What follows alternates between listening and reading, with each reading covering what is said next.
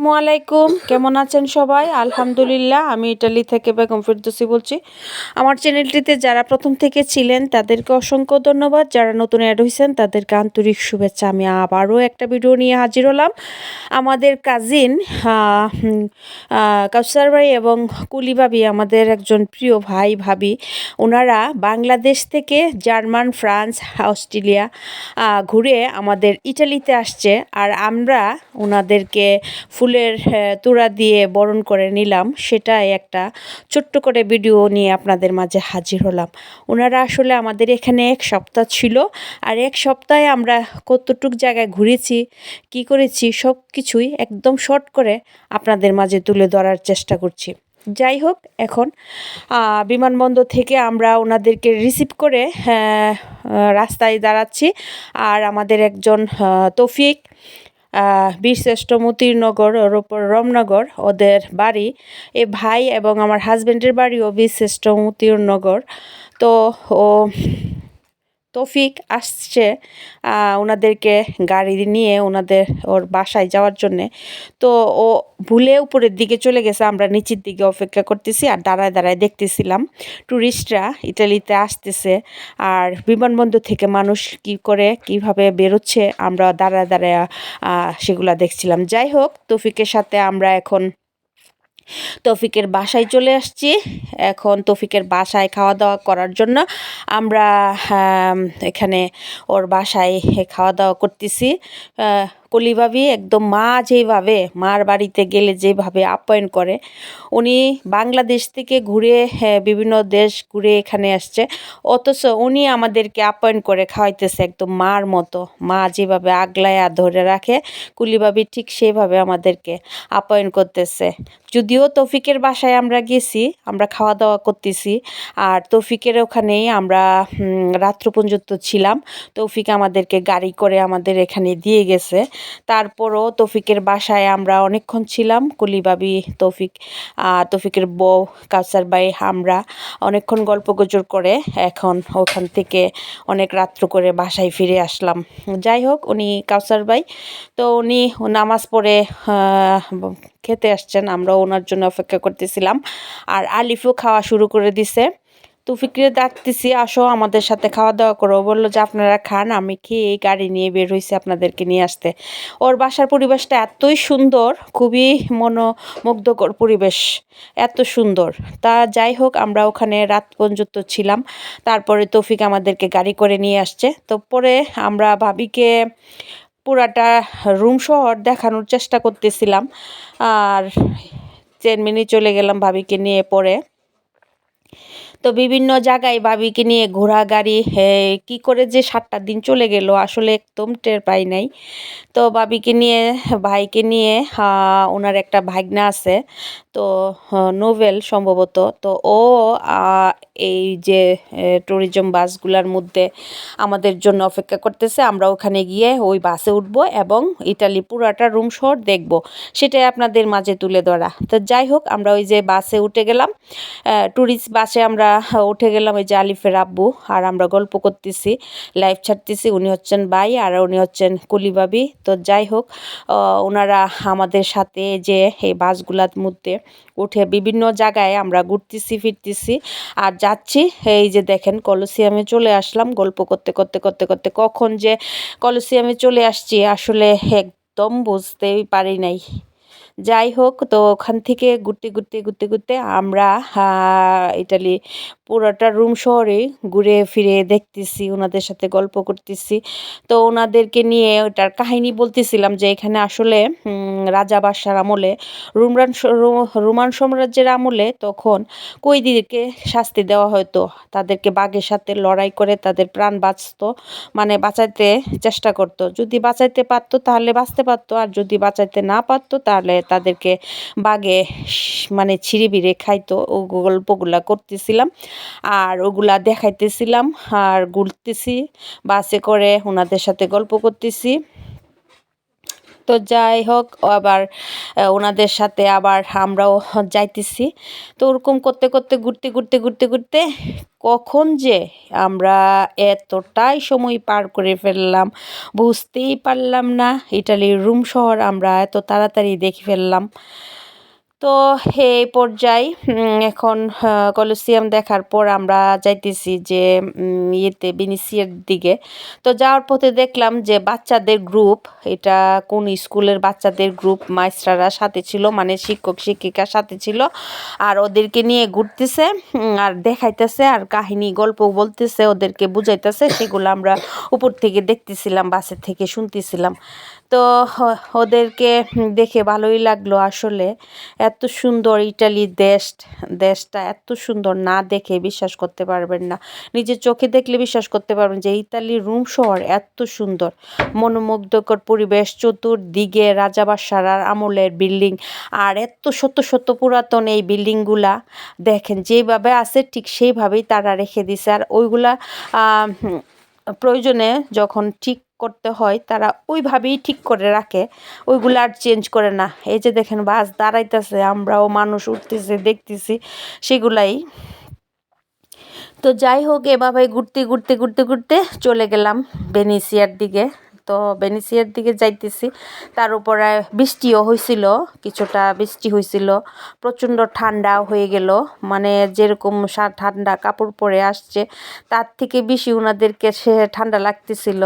শীতের কাপড় পরে আসছে, সেগুলাও শীত মানতেছিল না। তারপরে আমরা আর কি করব, আমরা আর বাস থেকে নামি নাই। বাস থেকে ঘুরতে আমরা এক পর্যায়ে ভেনিসিয়ার দিকে যাচ্ছি, ভেনিসিয়ার দিকে কথা বলতেছি, ভেনিসিয়ার দিকে বলতেছি যে আসলে কত সুন্দর এই ইটালির রোম শহর। আর ইটালির রোম শহর এতটাই সুন্দর, এতটাই ক্লিন, এতটাই পরিষ্কার, এতটাই নিয়মের ভিতরে চলে। পুলিশ এত সুন্দর করে, ক্যারাবিয়ানরা, পুলিশিয়ারা যারা আছে তারা এত সুন্দর করে নিয়ন্ত্রণ করে, সেটা আসলে না দেখেই বিশ্বাস করতে পারবেন না। সেটাই গল্প করতেছিলাম ভাইয়ের সাথে। আর এখানে একটা বাইগনা বউ ছিল, ওরাও আমাদেরকে পরিচয় করে দিতেছে যে এটা এমন, এটা এমন, ওগুলা গল্প করতেছিল। তো ফাইনালি আমরা ভেনিসিয়ায় চলে আসলাম। তো দেখলাম যে ট্যুরিস্টরাও আমাদের সাথে ছবি তুলতেছে, যে যেভাবে পারে। এই যে দেখেন বৃষ্টির ড্রেস পরে নামতেছে, কারণ প্রচণ্ড বৃষ্টি ছিল। আমরা যদিও বাইরে ঘোরাফেরা করতেছিলাম, তারপরে অনেক বৃষ্টি ছিল, ঠান্ডা ছিল। তো আমরা কি আর করব, তখন আর কিছু করার ছিল না, এই বৃষ্টির মধ্যেই আনন্দ উপভোগ করলাম। তো বাসে যখন ঘুরতেছিলাম তখন দেখলাম যে আস্তে আস্তে বৃষ্টিটা কমে আসতেছে। তখন আমরা চলে আসলাম ঘুরতে এক পর্যায়ে কাস্তে সান্তালজেলো দিকে। তো ঘুরতে আমরা চলে আসি কাস্তেল জেলো।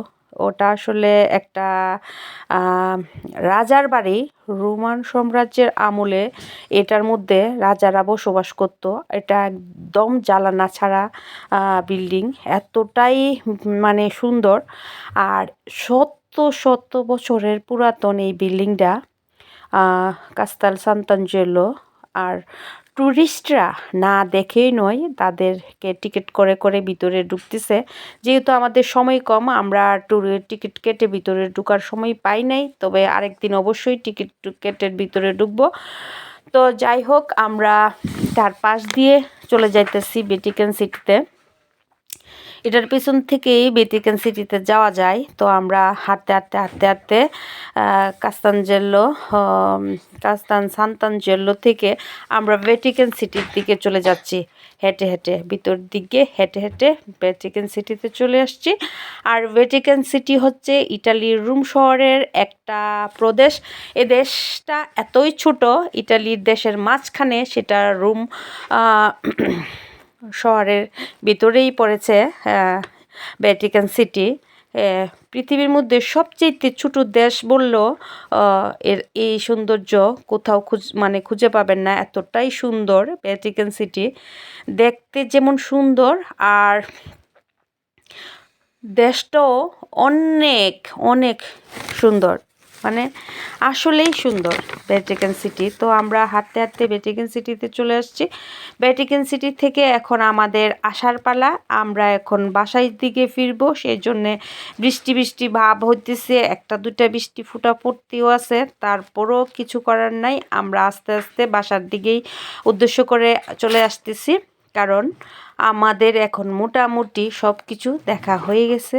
এখন মেহমানদেরকে নিয়ে আমাদের বাসার উদ্দেশ্যে রওনা হব। ওনাদের ছবি তোলা শেষ, তাই আমাদের বাসার উদ্দেশ্যে করে রওনা দিলাম। যাই হোক, ওনাদের জন্য এসে তাড়াহুড়া করে যতটুকু পেরেছি রান্না করেছি, যতটুকু পেরেছি রান্না করে ওনাদেরকে আন্তরিকতার সাথে খাওয়ার জন্যে যতটুকু পারছি চেষ্টা করছি যে কি খাবে, তো কোনটা রেখে কোনটা খাবে সেটাই মানে বুঝতে পারতেছিলাম না। তার জন্য ঢেঁড়সের ভর্তা, আলুর ভর্তা, মুখির তরকারি, গরুর মাংস, পুরা পুরা গরুর মাংসের তরকারি, লাউ দিয়ে চিংড়ি, মুরগি, তারপরে ডিম, করলা ভাজি, তারপরে হচ্ছে শুটকির তরকারি, মাছের সাজনা দিয়ে তরকারি, মুরগির রোস্ট, তারপরে হচ্ছে চিংড়ি দিয়ে লাউ, তারপরে হচ্ছে লাউ পাতা দিয়ে শুটকি, মানে বিভিন্ন আইটেম মিনিমাম মানে যতটুকু পারছি ততটুকুই রান্না করছি। ভাই ভাবি কোনটা খাবে, কোনটা ওনাদের পছন্দ, কোনটা খেলে ওনারা তৃপ্তি পাবে। কারণ 8-10টা দেশই ঘুরে ফিরে ইতালিতে আসছে, সবসময় ওনারা পাস্তা পিৎজা খাচ্ছে, তার জন্যে দেশের একটা আমেজ তুলে ধরার চেষ্টা করলাম দেশের খাবার খাওয়ানোর জন্যে। তো সেটাই আপনাদের মাঝে তুলে ধরতেছি। তো ফাইনালি ওনারা সব কিছু নামাজ টামাজ পড়ে কমপ্লিট হয়ে একবারে খাওয়া দাওয়া করতে চলে আসছে। আর আমি দাঁড়ায় দাঁড়ায় দেখতেছিলাম আর বলতেছিলাম আমার বাসাটা ছোট, নিজের হাতে যেন নিয়ে খায়, কোনটা যেন বাকি না পড়ে, যা ভালো লাগে তাই যেন খায়। শহীদ ভাই, কাউসার ভাই, কুলি ভাবি আর আলিফের আব্বু 4জন খাওয়া দাওয়া করতেছে। এই 4জন মানুষের জন্য আমি এত কষ্ট করে তাড়াহুড়া করে রান্না করলাম, তো সেগুলো আপনাদের মাঝে তুলে ধরা। কি আর করব বলেন, বাংলাদেশ থেকে আসছে, বিভিন্ন দেশ ঘুরে ইটালিতে এসে একটা সপ্তাহ কখন যে চলে গেল তাও বুঝতে পারলাম না। তো ভুল কিছু হলে ক্ষমা করবেন। আমি ইটালি থেকে বেগম ফেরদৌসী বলছি। আমার চ্যানেলটিতে যারা প্রথম থেকে ছিলেন তাদেরকে অসংখ্য ধন্যবাদ, যারা নতুন অ্যাড হয়েছেন তাদেরকে আন্তরিক শুভেচ্ছা। বিদায়ের পালা এখন। এতটাই কষ্টকর বিদায় দেওয়ার সময় যে এত কষ্ট লাগছে, যে বাপের বাড়ি থেকে যখন কেউ চলে যায় যেরকম কষ্ট বিয়ে হলে যে স্বামীর বাড়ির দিকে যাচ্ছে, কষ্টটা মানে সেরকম তার থেকেও আরও বেশি কষ্ট লাগছে ভাই ভাবি যখন চলে যাইতেছে। দাঁড়ায় দাঁড়ায় দেখতেছিলাম আর টিপ টিপ করে চোখের পানি পড়তেছিল। কি আর করার, কিচ্ছু করার না, এইভাবে মানুষের জীবন, এইসব দিন রাত্রি সব কিছু এইভাবেই চলতে হয়। এইভাবেই আছি, এই হচ্ছে প্রবাসীর জীবন। সবাই ভালো থাকবেন, আমাদের জন্য দোয়া করবেন। আল্লাহ হাফেজ।